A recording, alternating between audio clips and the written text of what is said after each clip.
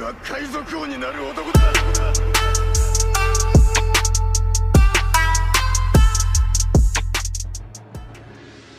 Piratas nada mais são do que criminosos infames do mar que atacam navios e ilhas. Existem grandes piratas famosos nas épocas atuais do mundo de One Piece, mas muito provavelmente eles existem desde o século perdido ou um pouco após esse período. Os navios piratas costumam ser identificados com uma bandeira chamada Jolly Roger em One Piece, que tem um desenho de uma caveira e 2 ossos cruzados. E com certeza, até o momento em que se encontra a obra, que é no capítulo 1043, nunca existiu um bando como aquele que era tão temido pelo governo e que o provocou a apagar os resquícios da sua existência da história. E poucos marinheiros veteranos são aqueles que ainda lembram da história desses piratas. Esse bando é o bando dos Piratas Rocks, a tripulação mais poderosa e perigosa que já existiu. E esse é o canal Supernovas, o canal favorito do Eiichiro Oda. Eu sou o Léo e tô aqui com meu parceiro Isaac.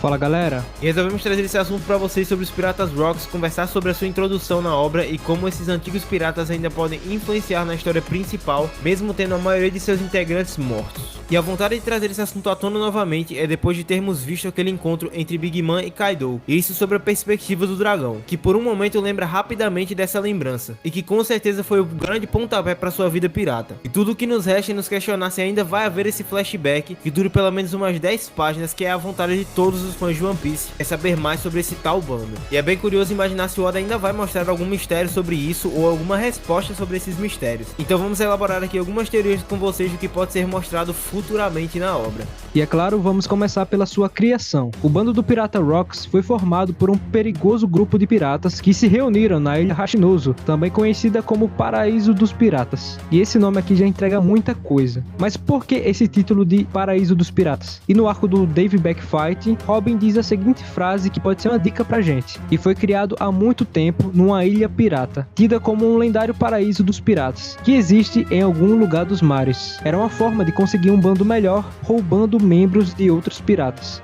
Isso aqui, galera, é literalmente a definição dos Rocks. A Ilha Paraíso é a Hashinozu, onde atualmente Barba Negra está ocupando, que por sua vez é um personagem que tem ligações fortíssimas com Shebeck, e que muito provavelmente herdou o propósito dele. Mas voltando aqui para o centro da teoria, vamos relembrar uma coisa. Dave Backfight é um jogo entre duas equipes piratas, no qual o objetivo é ganhar novos companheiros de tripulação, a fim de fortalecer o bando. Qualquer membro da tripulação ou símbolos perdidos durante o Dave Backfight poderão ser retirados somente através de uma outra Dave Backfight. Tripulantes selecionados devem jurar lealdade imediatamente ao capitão de seu oponente. Se o símbolo é tomado e não é capturado, você deve usá-lo novamente. E quem é mais astuto e sagaz do que Rocks de Shebeck para conseguir se sobressair acima de outros bandos piratas, e pegando para si os membros mais fortes de cada tripulação daquela época. Lembrem do flashback de Barba Branca. Ele ainda estava sem seu bigode em uma tripulação de medíocres piratas tradicionais,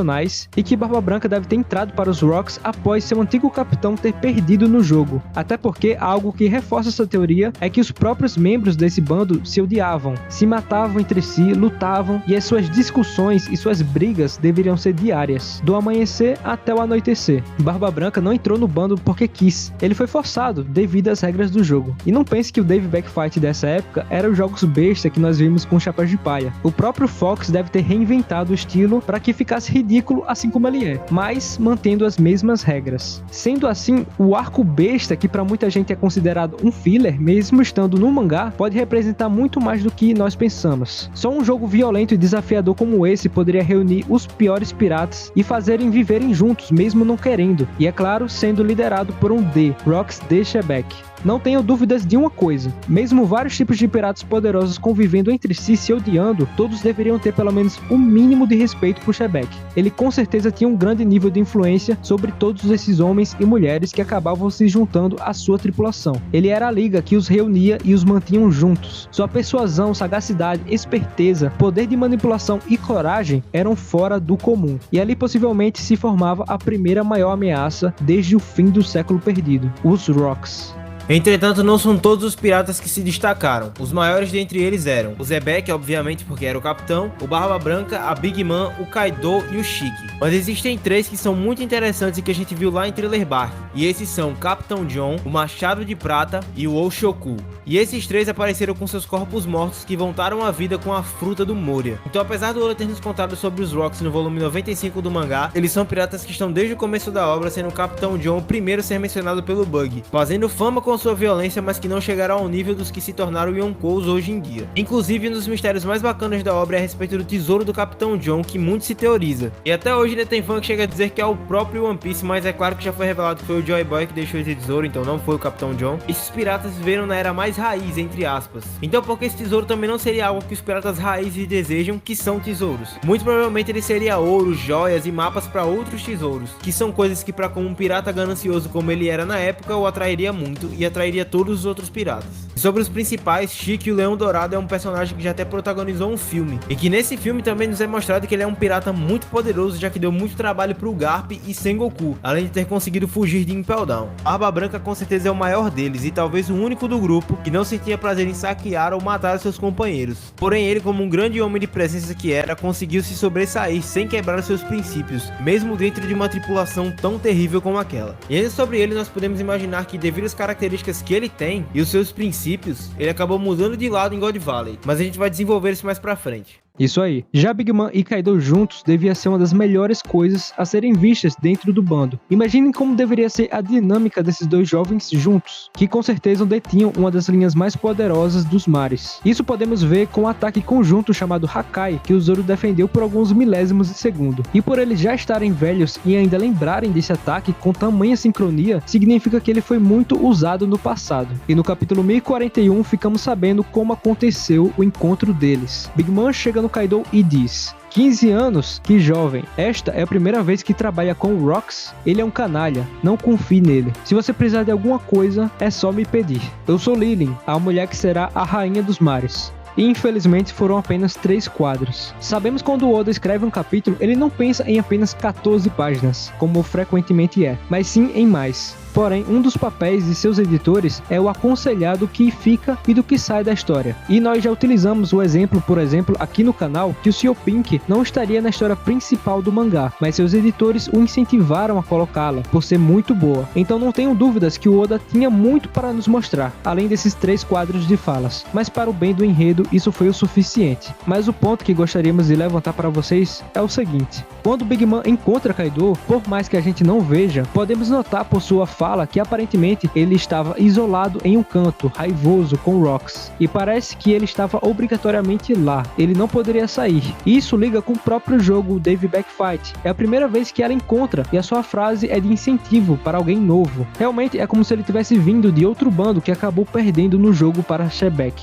E mano, ainda falando sobre a dinâmica desses dois, podemos ver uma Lilin jovem, porém já muito experiente, que já lida com seu capitão canalha, como ela mesmo diz, com leveza e humor. E depois disso eles literalmente viram irmãos, e como último ato na batalha de God Valley, Big Mom, por ser a mais experiente e poderosa, passa a Uo no Mi para seu irmãozinho, para que ele pudesse se virar no mar sem ela. E hoje eles tratam isso como se fosse uma dívida, por eles estarem velhos eles levam na piada, mas na época com certeza deve ter sido uma despedida muito boa de se ver, e esperamos muito ver um dia. E sim, os fãs de One Piece são um pouco malucos, só um pouco, pois apenas com alguns quadros, falas, pequenos flashbacks, já conseguimos visualizar uma história coerente para o passado de alguns personagens, mesmo o Oda não nos dando tantas peças pra gente montar o quebra-cabeça. E isso é incrível. One Piece não é só Luffy, tem um mundo gigante a ser explorado, que nós esperamos ver um dia, seja isso em spin-off, no próprio enredo principal, ou quem sabe em um filme, que nem vai ter agora o One Piece Red, que pode sim abordar alguma coisa sobre o Shanks.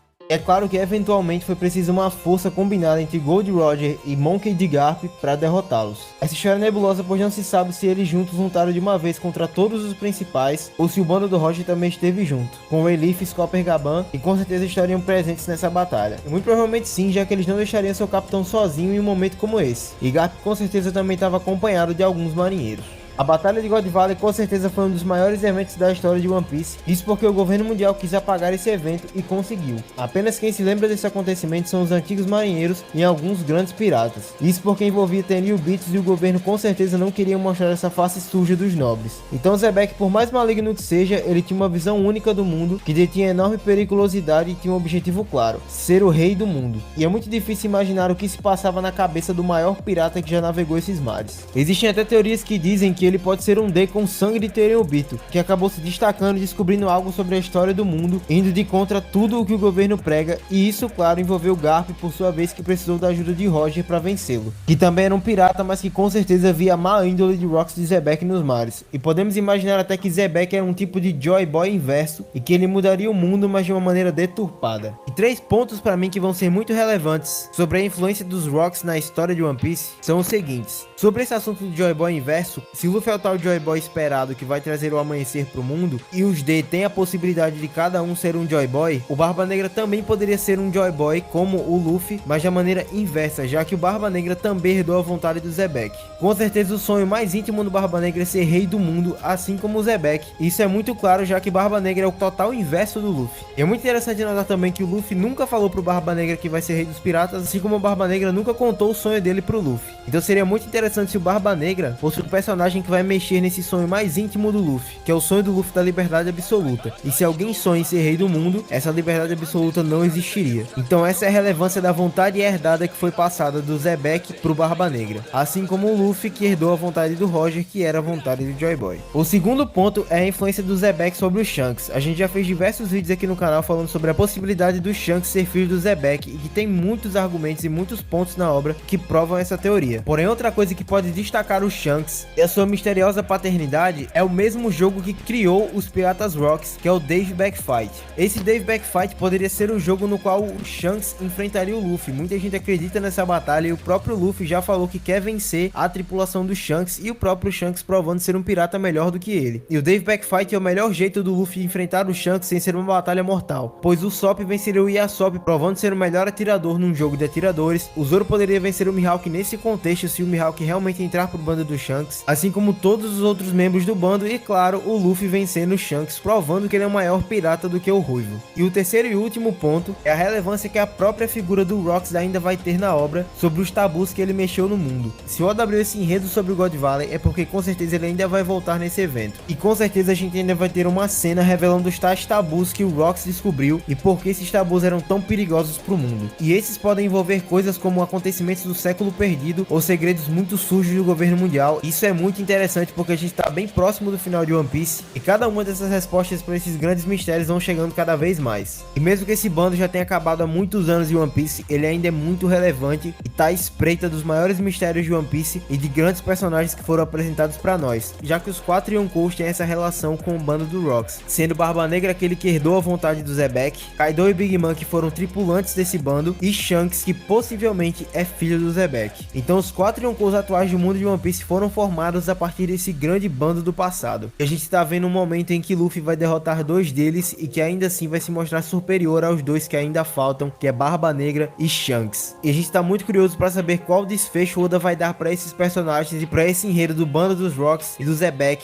e que a gente com certeza ainda vai voltar aqui em outros vídeos. E é com isso que a gente finaliza esse vídeo. Espero que vocês tenham gostado. Se vocês curtiram, deixa seu like, se inscreve aqui no canal, confere nossa descrição com o link do grupo do Discord e nosso Instagram, onde a gente sempre posta um post de perguntas para vocês mandarem suas perguntas e a gente responder aqui em vídeo. E é isso, galera. Valeu! Valeu, galera!